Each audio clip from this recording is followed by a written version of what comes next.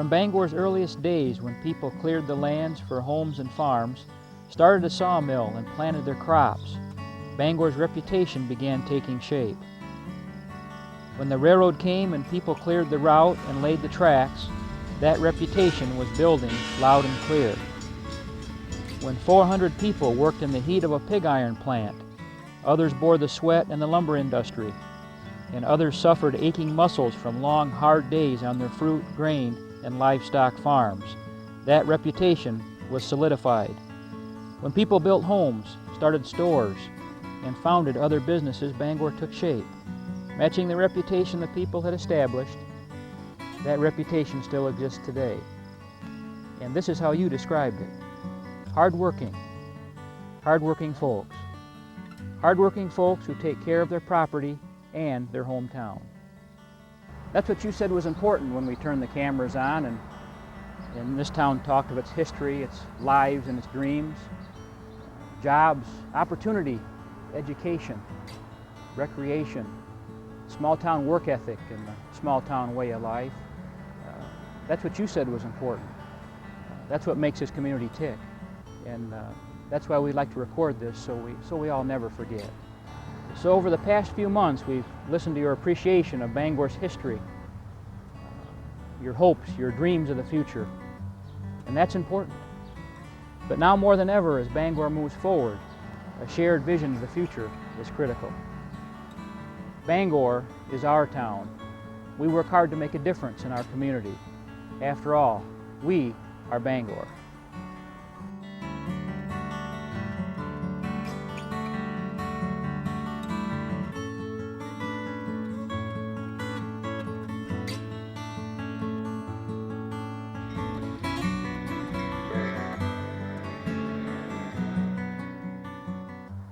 Most of you know me, Doug Landers, owner of Landers Hardware Store. The purpose behind what you're watching is to create a common ground on which all of us, the residents of Bangor, can participate in a dialogue about the future of our special city. Bangor is on the cusp of opportunity and change at a time when the health of small towns and cities in America are increasingly at risk of being absorbed by urban sprawl or neglected in economic development planning. We can probably agree that Bangor has many special qualities that we as a community want to work to preserve. Likely there are also qualities of the city that we would like to change. That is the purpose of this effort. What you will hear momentarily are comments, concerns, and suggestions by the citizens of Bangor as we move toward the future. But first, let's remember our roots. Bangor is a wonderful story with roots that stretch way back in time. The very first Bangor was founded on an oceanside bay in Wales more than 15 centuries ago.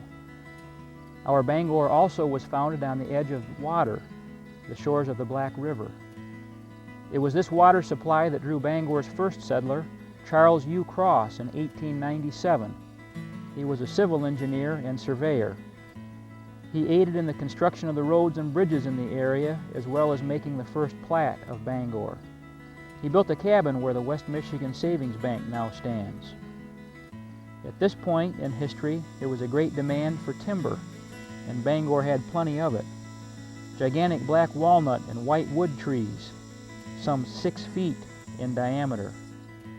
The lure of lumber took hold quickly, and businesses and workers were quick to make Bangor their home. The first sawmill was erected along the Black River in 1846. 10 years later, a sash and blind factory opened next door. The Black River attracted other businesses.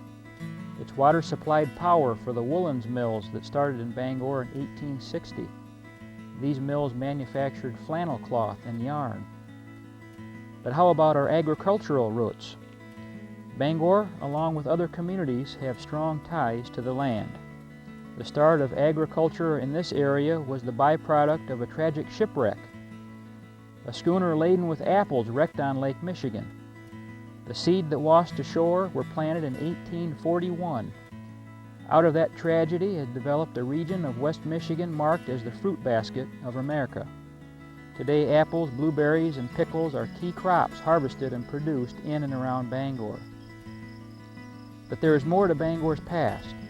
With agricultural booming, the mills along the river, it was time for Bangor's first post office. Soon mail was arriving 3 times a week by stagecoach from Paw Paw to South Haven. The economic health of the town, along with its developing business center and growing population, attracted interest of the railroad. The Chicago and West Michigan Railroad was opened in 1870. The railroad afforded a means of transportation for the products of the adjoining county and made Bangor a central point of shipment, very substantially advancing the value of property and ensuring for the village a prosperous future. The railroad, fruit production, and lumbering made Bangor a strong center of commerce in the late 1800s. Probably the most powerful economic boost for Bangor since the opening of the railroad brought together Bangor's timber industry and its strong economic base. The Bangor blast furnace, fueled by the timber in the community, opened in 1872, providing jobs to more than 400 people who produced an average of 36 tons of pig iron daily. These interests, supplemented by the prosperity of its businessmen and the ambition of its citizens, eventually placed Bangor among the most advanced villages in the state. The downtown was a bustling commercial center. I've been reading a lot of old Bangor advances right after the turn of the century, between 1900 and 1910, and this community was for just a little crossroads with a few general stores and department stores. People came from everywhere to shop in Bangor. I mean, this was where it was at. A lot happened here. The community had probably at one time one of everything, from blacksmith shops to movie theaters, ice cream parlors, all sorts of repair centers that you can't find anymore. You know, how do you get a wash machine fixed? You know, we had all of this.